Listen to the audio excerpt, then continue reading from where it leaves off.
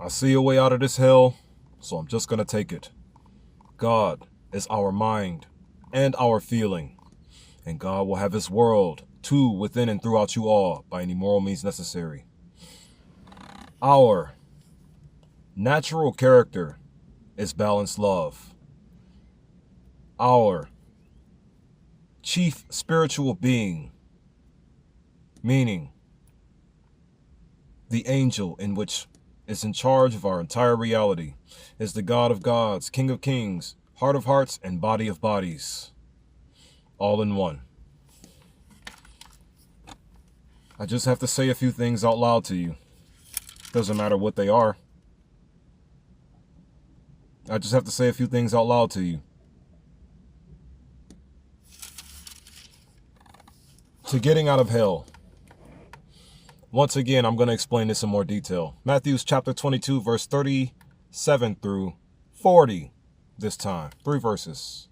Or 3 scriptures. 4 scriptures. Jesus said unto him, who is him? Who is he talking to? He's talking to a lawyer that came from the Pharisees that was trying to test him and his level of knowledge and his way of thinking. Remember, Jesus was essentially a radical. You would consider him a far right. That's what you would consider him most likely in your world. What I would consider him as a man who knew exactly what he was talking about, and a man who just had a conviction to devour you all in.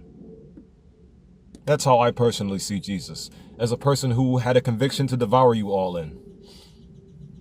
Just a man with a conviction. 37. Jesus said to this lawyer, thou shalt love the Lord thy God with all thy heart, and with all thy soul, and with all thy mind. 38 says, this is the first and great commandment. 39, and the second is like unto it, thou shalt love thy neighbor as thyself. And verse 40, on these 2 commandments hang all the law and the prophets.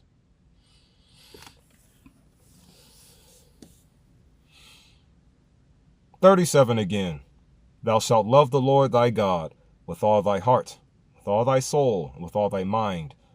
Internal works. One law, one thing to do. What this scripture here is, a lot of Christians that I've grown up with see them as all 10 commandments from the Old Testament rolled up into one law. Me personally, I just see it as one law. Once again, 37 says, thou shalt love the Lord thy God with all thy heart, with all thy soul, with all thy mind. So that means all of your internal works. Love, the source of all moral authority. Let me say this right quick. What is God, or who is God? According to your world's information that labels and describes what God literally means, God is the creator and ruler of the universe and source of all moral authority, the supreme being. That's what God is according to your world's information of him. So that means Jesus said to this so-called lawyer, thou shalt love the Lord, thy source of all moral authority, if you want to see it that way, or creator, ruler of the universe, with all thy heart, and with all thy soul, and with all thy mind. With all of your heart, soul, and mind. Internal works, subconscious principles, subliminal messages. It's telling you to love yourself. Internal works, subliminal messages. This passage is telling you to love yourself. That's what it's telling you. Whether you want to buy it or not. God is our feeling and God is our mind. Moving forward, this is the first and great commandment. And the second is like unto it. Thou shalt love thy neighbor as thyself. External works. Where is your neighbor located? Outside of you. Where prophets are located. Prophets are your neighbors. On these 2 commandments hang all the law and the prophets. All the law. All of them. So that means all of the rules and regulations of the world as we know it today. So it seems like all of reality is just blasphemous right now, huh? And the second is like unto it, thou shalt love thy neighbor as thyself. Question, random question. How can you love anything outside of you when you don't even know how to love yourself? How do you love yourself? By loving the Lord God with all thy heart and with all thy soul and with all thy mind. You want to know why?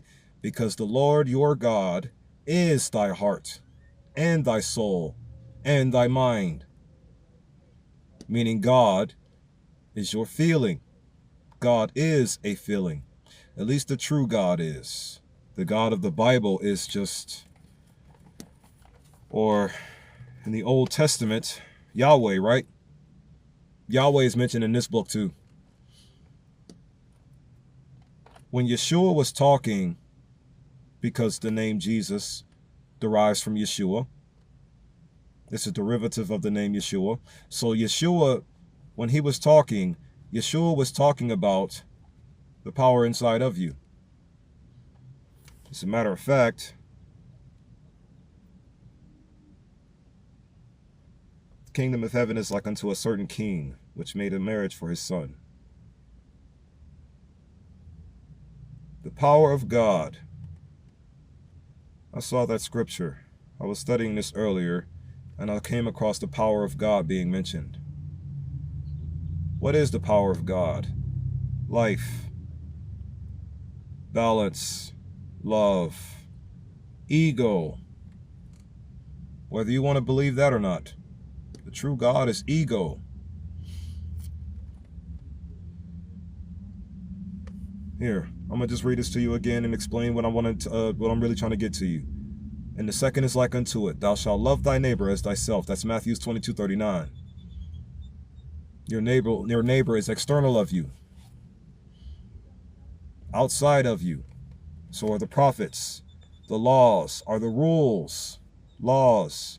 On these two commandments hang all the law and the prophets. All the law and the prophets. The prophets are your neighbors, and the law is love. The prophets are the prophets are your neighbors, and the law is love. The law is internal, where the rules, where your cosmic belief system is stored. How do you follow laws? You have to know of them, right? How do you know things? Where does your knowledge go? Where is your knowledge stored? You know where your knowledge is stored? Sounds like so many rhetorical questions, doesn't it? Thing is, we don't have these kind of talks.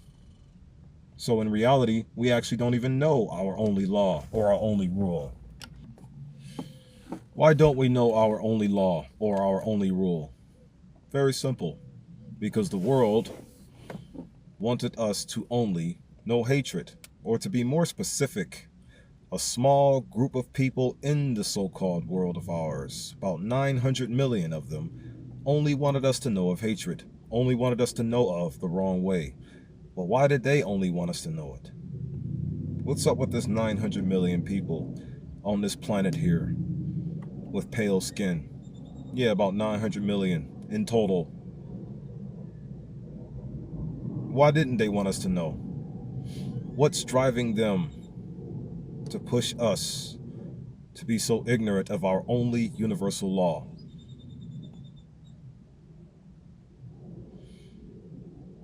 You all may label and describe it as the devil, right? What else is pushing these so-called recessives worldwide, owners of England and America, and now Europe? What is pushing these people? What's driving them? Did you ever notice that every region of land is just a group of pale people in charge of the suffering and failing of every melanated person within the region of the territory? I mean, have you ever noticed how these so-called pale people, these elites, right, globally, have the abilities to travel to any country they want, anytime they wish to travel to them? No one can question their departure or their travel or their way of getting there. They can just move to and fro throughout every country in the world, as we know. How is that? Why is that? I was just looking at some more of the African wrestlers footage. I saw pale people as spectators of the sport. I saw the grounds in which you were all wrestling upon.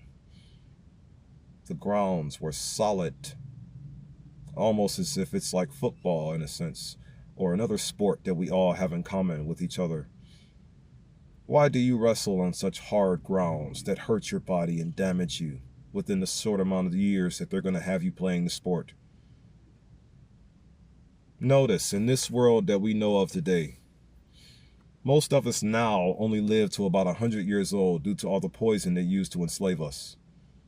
So due to all the poison of this external so-called recessive or so-called white folks race, which in reality are reverse black people who are low-class angels,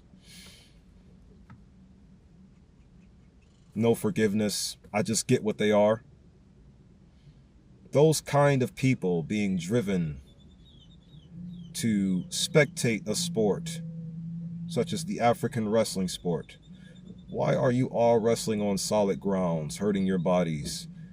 I noticed something. Here's what I was getting at. Comparing and contrasting the sports we play here in America to the sports you all play on the other part of the world, of the same world, with the same resources on the same land. I notice, because everybody only lives to about 100 years old in these times, you play a short time, like a short span of your life within this here field of athleticism. I remember a quote from my actual biological father. NFL, it stands for the National Football League, yes, in America. My father had this quote. NFL stands for not for long. It stands for not for long. That's what it stands for. Not for long. Because most NFL players are only going to play about 5 years. Most likely they are. So that's a lot of injuries, a lot of bashing, a lot of head thumping. And then you retire from this here NFL with all of these injuries damaging your body, that damaged your body now. All of these injuries and whatnot that you have to deal with in now your current day-to-day life. And then on top of that, you're most likely going to retire the NFL or some kind of field of athletics, and you're going to live about what, 40, 50 more years tops, due to all the poison in the world, like the fake food and the metal air and the toxic water. The combination of those three things hyper shortening your lifespan. So it's almost like these so-called recessive people only have these athletic sports out here to damage us long-term wise. These people, or what's driving these people to attack us, I see them in 3 layers: civilians, military, and leadership. Civilians, military, and leadership. And all 900 million of them embody the devil's desires in every way possible, even the devil's most subtle natures. Yes, the devil has subtle natures. It is a goddess, whether you want to believe it or not. So even the most subtle natures of this goddess, who is the devil, told you don't have to watch. The oppressive body is obligated to. And the more the oppressive body hears the truth, the more the lies get destroyed. Pulls them out of you. Pulls you out of her city. I'm pulling the white people, or pulling the recessive people who are terrorizing our lives out of her city. How do you metaphorically pull people out of her city? How do you pull people out of her city? What's the concept of being pulled out of her city? What does her city consist of? Who is her? The longer you are, Yahweh is her. Mother Yahweh, Mother Allah. And Mother Allah Mother Allah's city consists of every melanated man, woman, and child on this planet failing at everything and suffering to death. So, the so-called recessive people, the 900 million recessive people worldwide, are the sword of Mother Allah being used to ensure every melanated man, woman, and child on this planet fails at everything and suffers to death. So, pulling the sword out of her city is what causes it to be destroyed. So, how do you pull the sword out? Remember, this is spiritual play, spiritual work. So, the sword is bored in due to lies and falsities, fake evil. Because remember, they are reverse black folk who are in reality low-class angels, as you all are. Even regular black people are low-class angels right now currently. What do I mean by low-class angels? Stupid. Why do I say you're stupid? Because if you knew these things, if you didn't have a lack and or a low amount of intelligence, meaning if your divine angels were up in spirit, as they should be, meaning your awareness of what it's like to be a divine angel, if you knew of these things, you pull the sword out yourself, which is of these so-called white people globally.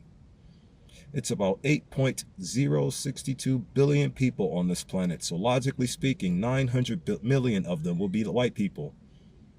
Logically speaking, 900 million of them will be the so-called recessive genetic white people. The Boers. There are 900 million Boers on this world, most likely. Counting Asia, counting China, counting Europe, counting America. It's only 212 white folks in this 212 million white folks in this country, according to the numbers you all have set up. There could be a lot less. I'm sure it is actually a lot less due to these so-called 900 million recessive people being in charge of the world, and the only thing they're in charge of the world to do is to murder it slowly. So, if you all knew better, and knowing that the only thing that they're about currently is ensuring you all fail at everything and suffer to death, you would pull them out yourselves without any type of assistance or verbal assistance from somebody like me. But then again, what am I, right? What am I ultimately getting at, especially since I read the scriptures and everything earlier? The so-called recessive people cannot love their neighbor as they love themselves because they are being obligated to serve a different master, meaning the civilians who move at the subtle speed of the master, the military force who moves at the violent speed of the master, and the leadership force who moves at the trickery speed of the master. These three layers of these so-called, and then the hidden people also who move at the dead speed of their master, meaning they ain't about to do nothing at all. But then again, that's all mixed in to their body. This here body, this here oppressive body, as I like to call it, these people cannot love their neighbor because their master only wants them to destroy their neighbor. We're all in the same reality. We're all of the same species. The fact that there are multiple species in one species lets us know that we're all being misled very, very severely right there alone.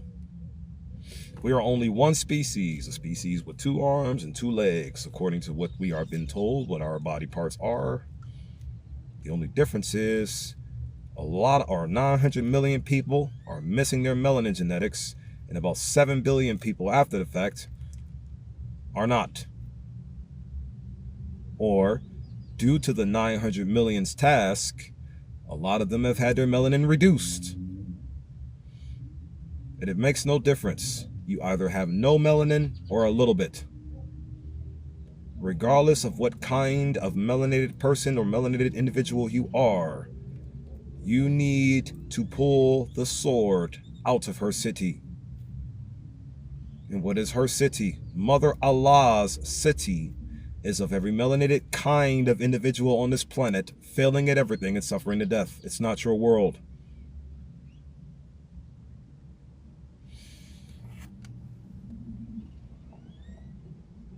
Mother Allah is external of us. Mother Yahweh is external of us. Mother Yahuwah is external of us. Mother Yahuwah is external of us. The source of all immoral authority is the same demon in which it has been since the dawn of we. Never changed. The same evil force of nature. The same oppressive nature. It's just now these so-called recessive people, globally, worldwide, everywhere that they are at, makes no difference. They're the new face of the same enemy. They're the new weapon of the same enemy.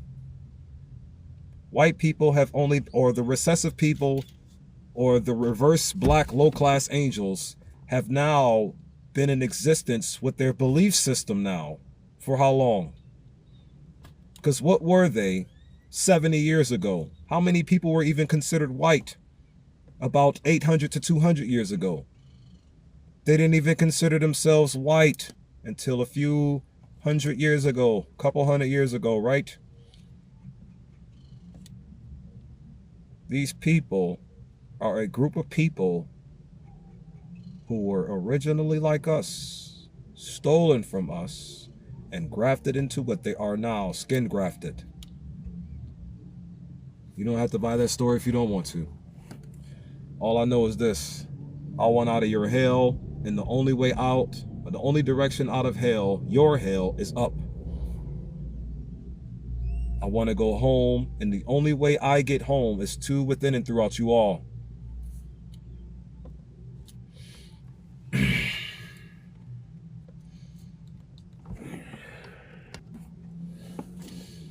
To summon the Christ Father in the Spirit's house is to establish order upon the soul's grounds. What is the Christ Father? The Christ Father is a deity of balanced love. And we are this deity of balanced love.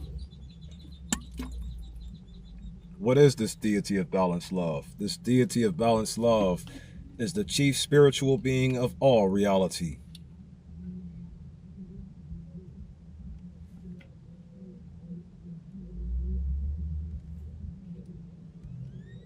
This chief spiritual being of all reality made us, created us, and/or designed us through the light, or from the light through the reality.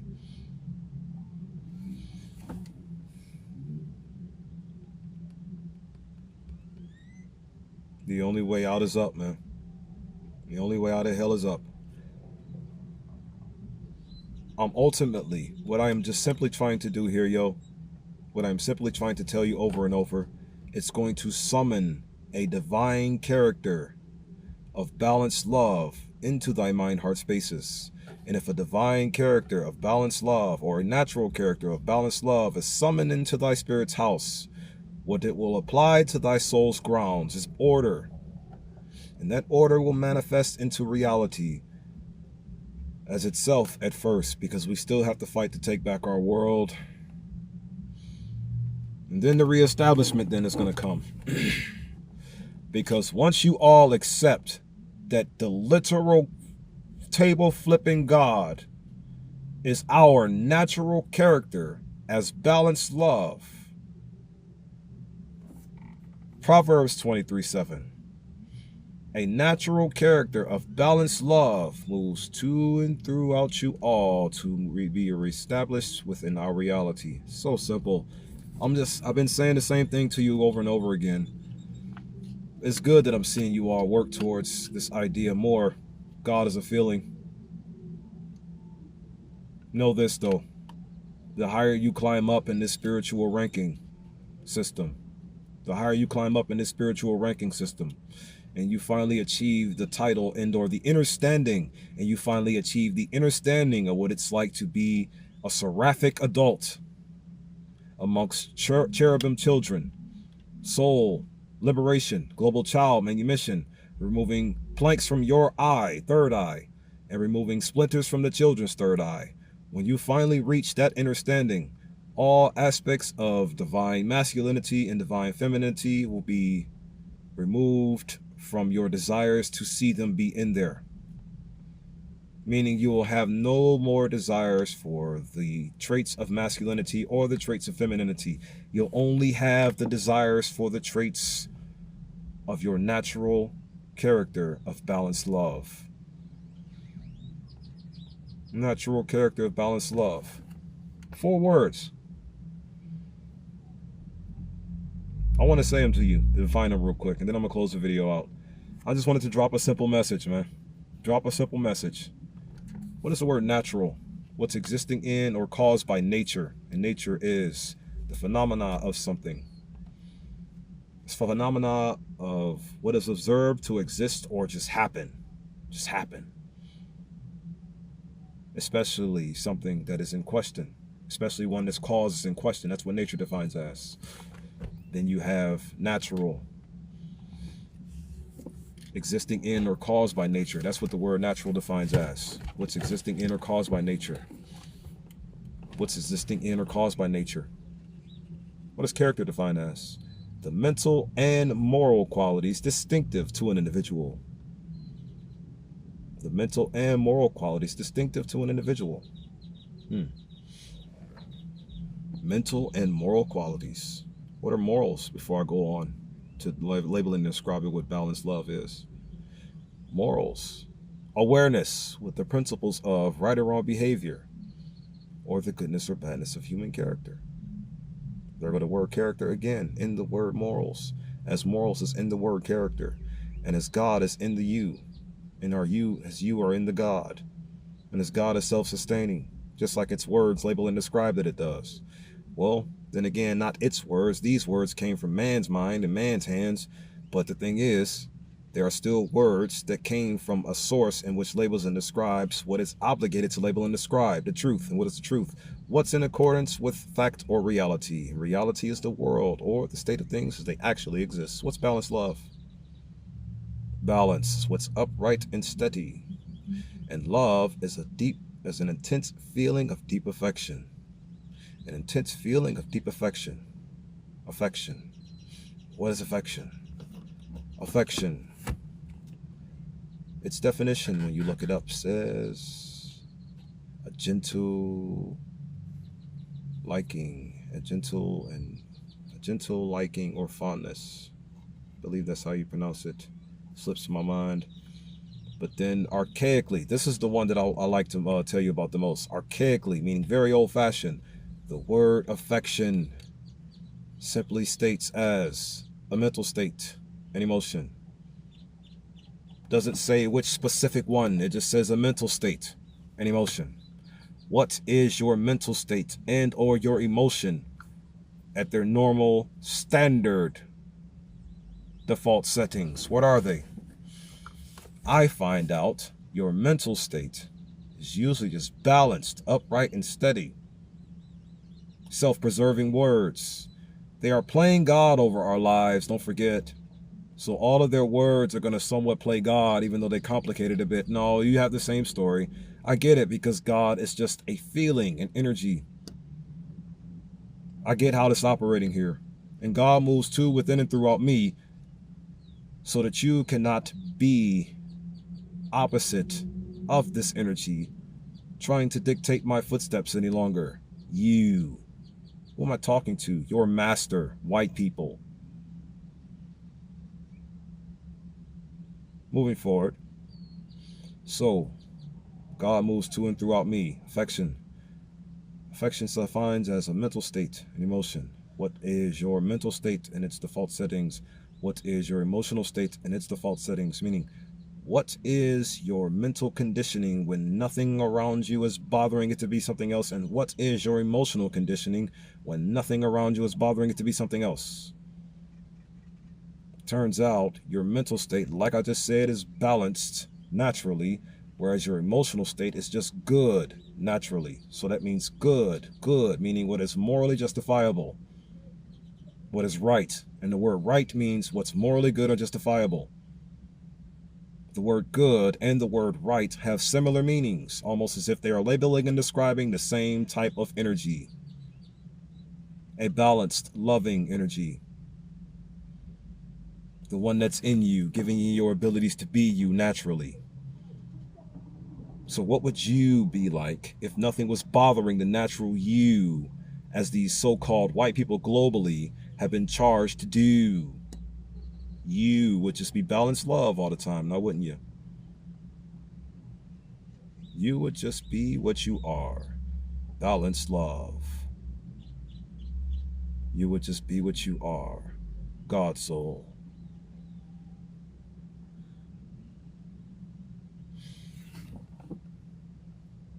What if nothing was telling you to murder your neighbor or enslave them? What do you think your neighbor would be? The prophets. What if nothing was telling you, do this to your child, that he's only going to receive one life in?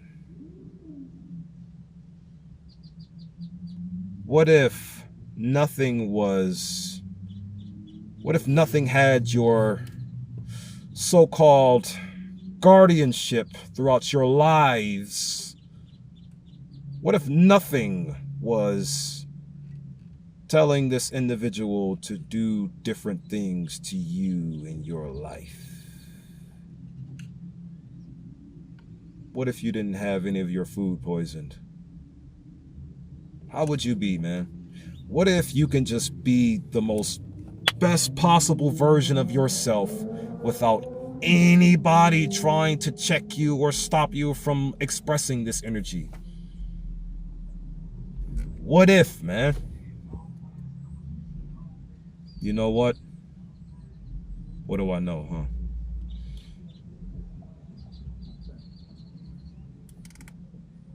What if we dropped the dreams and the what ifs and we just experienced it? What would happen then? Is that possible? We have one universal law of love.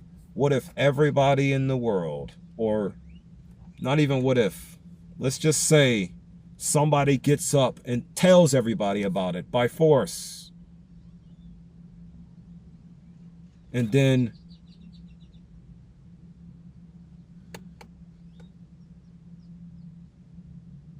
what ultimately happens is they hear it, but then they get so overwhelmed by the way the message is being presented to them at full power that they would have little to no other options but to choose our one universal law of love and our original one universal law of love. What if you were all obligated to obey our one rule? How would things be? How would things be if you were all obligated to follow this one law? Well, how would it be? Just a question. I mean, I see how you were obligated to follow the laws you have currently. So, what if an influence drove you all to follow this one law? Just one. How do you think the world would be? Just a question.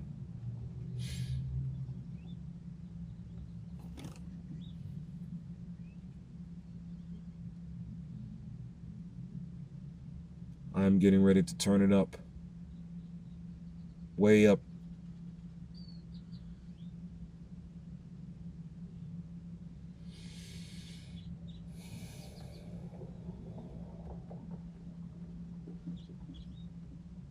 Shalom, shalom, shalom.